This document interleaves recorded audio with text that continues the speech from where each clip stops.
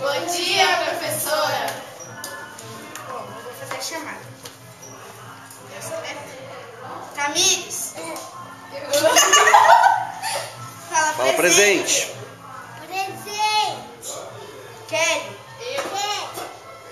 Carmel. Presente. Caio. Ari. Faltou. Não veio. Amanda. Não veio. Bom, hoje nós vamos falar de geografia. Página. Página 20.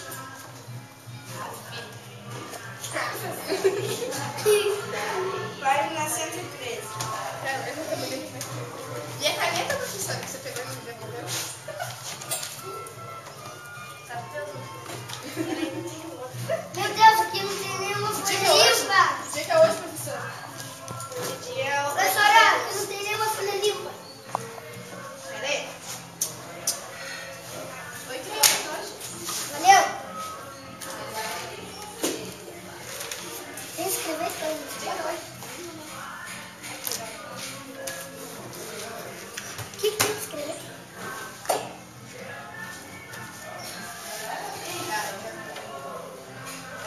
Bom, hoje eu vou falar para vocês sobre...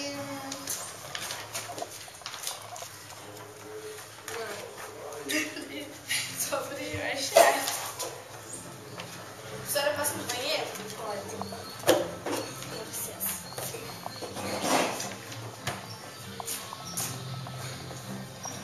Bom, eu vou ler para vocês hoje um pouco sobre vegetação. Posso brincar? Né? Vegetação. O nosso vasto território associado Posso tomar? vai Eu esses alunos que não querem as aprender nada. características Professora, de posso morrer? tropicalidade Faz isso, oferece ao país uma extraordinária riqueza florística. Ainda não foram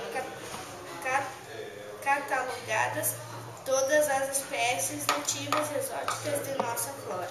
Embora já conte com numerosa listagem de grande importância econômica, a ação do homem provocando a devastação da cobertura vegetal primitiva inicia-se com a colonização do Brasil, deixando marcas profundas nas regiões sul, sudeste e nordeste.